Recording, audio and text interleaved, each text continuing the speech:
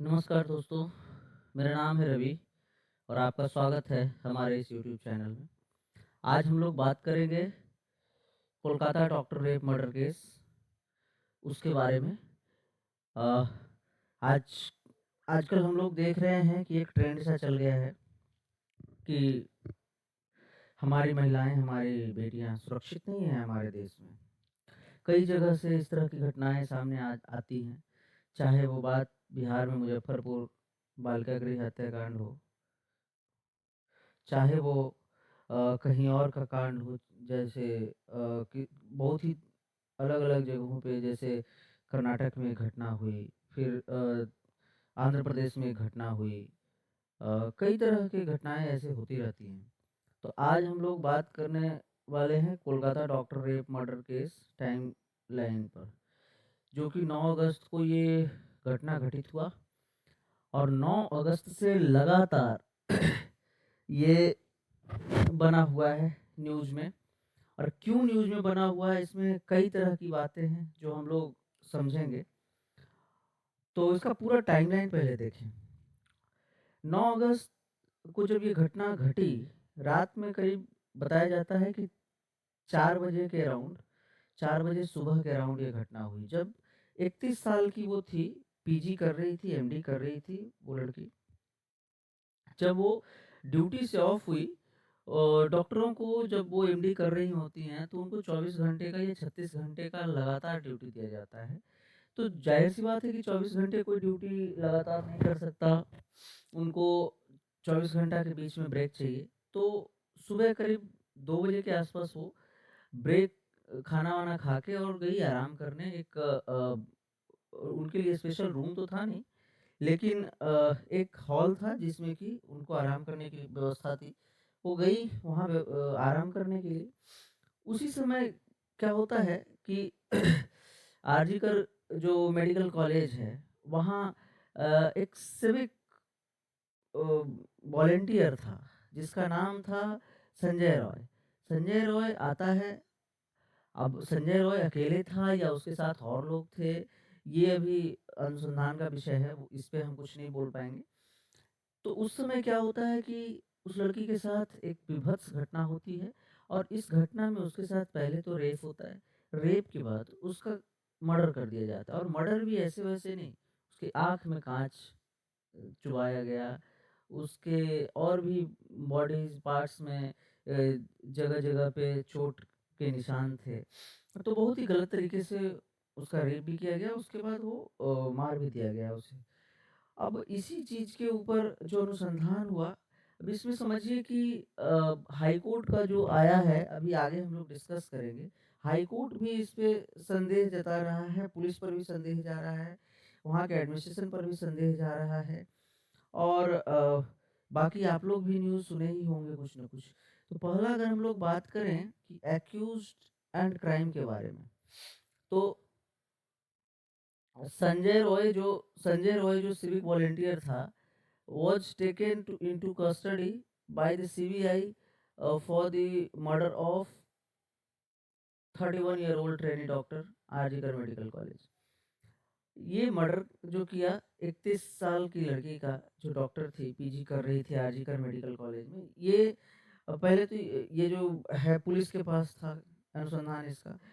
Police से लेकर के इसको सीबीआई को सौंप दिया गया है। अब सीबीआई इस पे काम कर रही है। इसका अ, खोज कर रही है कि क्या है सही, क्या गलत है। तो ये था एक्यूज्ड एंड क्राइम। अगला हम लोग देखें सीबीआई इन्वेस्टिगेशन में कुछ अगर पता चलता है तो क्या पता चला है। The CBI is conducting A through investigation including a medical examination of Roy and three-pronged strategy focusing on the crime scene, court presentation and coordination with Kolkata police, according to NDTV. जैसा कि NDTV के द्वारा बताया गया है कि Kolkata police के साथ कोऑर्डिनेट करके सीबीआई काम कर रही है।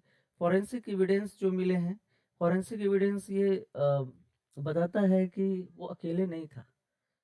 अच्छा हाँ, एक चीज़ और जान लें हम लोग कि ये जो संजय रॉय है, ये संजय रॉय कोई आम आदमी नहीं है। संजय रॉय एक कराटा या फिर बॉक्सिंग, अगर मैं सही हूँ, तो उसका चैंपियन रहा है। इसकी 3 या 4 शादियाँ हुई और पहले की 3 इसकी जो पत्नियाँ हैं वो इसे छोड़ के चली गई हैं, चौथी का जान चला गया। तो ये 4 शादियाँ कर चुका है। एक इसका फिजिक देख के लगता है कि एक एथलीट है। उसके बाद ये जो फुटप्रिंट्स मिले हैं, जो फॉरेंसिक एविडेंस मिले हैं, इसमें पता चलता है, ऐसा बताया गया है, न्यूज़ में हम कहीं पढ़ रहे थे कि जो प्राइवेट पार्ट्स है, ओवरी है गर्ल का, डॉक्टर का, वहाँ 151 ग्राम सीमेन मिला है, जो कि बताता है कि एक आदमी तो नहीं था तो एक से ज़्यादा आदमी। अब देखिए, जो विक्टिम के पेरेंट्स हैं, जो डॉक्टर के पेरेंट हैं, माता-पिता हैं, वो कह रहे हैं कि ये गैंग रेप है। जबकि शुरू में पुलिस ने कहा था कि ये सुसाइड है। सुसाइड तो ख़ैर हो ही नहीं सकता ये। अ, अब अगला हम लोग अगर बात करें टाइमलाइन ऑफ इवेंट की, तो autopsy report indicate the trainee doctor suffered multiple injuries, was smothered to death with a time of death estimated 3 to 5 am, जैसा कि हम आपको पहले बता चुके हैं। इनिशियल मिस रिपोर्टिंग जो हुआ, कलकत्ता हाई कोर्ट ने कहा है कि पहले सुसाइड के बारे में आपने बोला पुलिस का इन्वॉल्वमेंट नहीं था पहले। उसके बाद जब प्रेशर आया पब्लिक का, तब जाकर के पुलिस इसमें इन्वॉल्व हुई है। अभी ऑन जो डॉक्टर का प्रोटेस्ट है वो ऑनगोइंग है। Last night thousands of doctors and mob inter कर गया आरजी मेडिकल कॉलेज में, और वहाँ इंटर करके बहुत ही डिवास्टेशन किया। अब ये फिर एक अनुसंधान का विषय है कि इसमें कितने पॉलिटिकली मोटिवेटेड लोग थे, कितने इसमें स्टूडेंट्स थे, कितने इसमें किस पार्टी के लोग थे। जो जबकि ममता बनर्जी कह रही हैं कि इसमें बीजेपी के लोग हैं, बीजेपी वाले कह रहे हैं कि ममता बनर्जी के लोग हैं। तो ये पॉलिटिकल पार्टीज़ पे हम नहीं जाएँगे, लेकिन ये आप डिस्कस कर लीजिए, ये आप कमेंट में बताइएगा कि किसका इसमें हाथ है। अगला हम लोग बात करेंगे प्रेशर ऑफ अरेस्ट की। तो parent petition claims that claims that no arrest have been made for potential accomplices, emphasizing the complexity of the crime that likely involved more than one perpetrator. वही बात है जो आगे हमने आपको बताया। Legislative demand. While 19 states have been enacted law protecting doctors, the striking medical professionals call for uniform national legislation to ensure consist। हाँ, ये बात सही है कि 19 स्टेट में इस तरह के कानून बने हुए हैं डॉक्टर को प्रोटेक्ट करने के। यहाँ भी बनना चाहिए, वेस्ट बंगाल में भी बनना चाहिए, और ये एक बिल्कुल यूनिफॉर्म लॉ बनना चाहिए, क्योंकि डॉक्टर्स तो सारे जगह सेम होते हैं ना। तो ये यूनिफॉर्म लॉ बनना चाहिए। अगर जब तक कि ये यूनिफॉर्म लॉ नहीं बनेगा, तब तक के हमारे डॉक्टर्स सेफ नहीं है। डॉक्टर्स क्या, कोई भी एक अगर इंसान है तो उसकी सेफ्टी को इंश्योर करना ही चाहिए। और डॉक्टर तो हमारे सोसाइटी की बहुत ही अहम हिस्सा माने जाते हैं। तो यहाँ पे ये डिमांड बहुत ही जायज़ है। इस पे बताइए आप लोग कमेंट में कि किस तरह के कानून बनने चाहिए। आप लोग अपना शेयर कीजिए। The principal accused of victim blaming. Doctor Sandip Ghosh the former head of RG Kar medical college. Doctor Sandip Ghosh ने वहाँ से रिज़ाइन दे दिया है।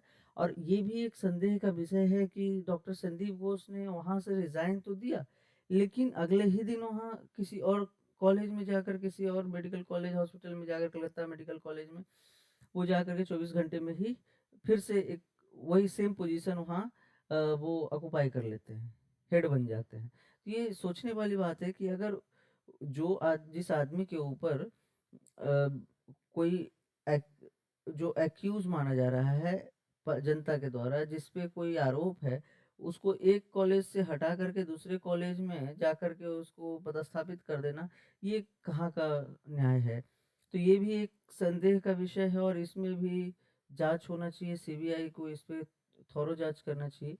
इंडिया मेडिकल एसोसिएशन आईएमए ने 24 घंटे का nation wide withdrawal of service का आह्वान किया है, जिसमें कि 6 बजे सुबह से सैटरडे से 17 अगस्त को शुरू होगा, और 6 बजे तक संडे तक 18 अगस्त तक जो डॉक्टर्स अपना काम है वो नहीं करेंगे, वो स्टॉप रखेंगे।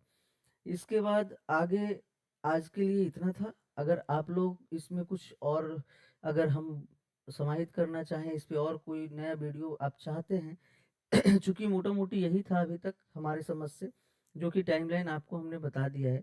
इसमें अगर और आपको कुछ चाहिए तो कमेंट में प्लीज़ कमेंट सेक्शन में लिखिएगा और आगे और भी मैं वीडियो बनाता रहूँगा, आज थोड़ा लेट हो गया, इसके लिए मैं सॉरी कहूँगा और इसके साथ ही मैं वीडियो का अंत करता हूँ। धन्यवाद।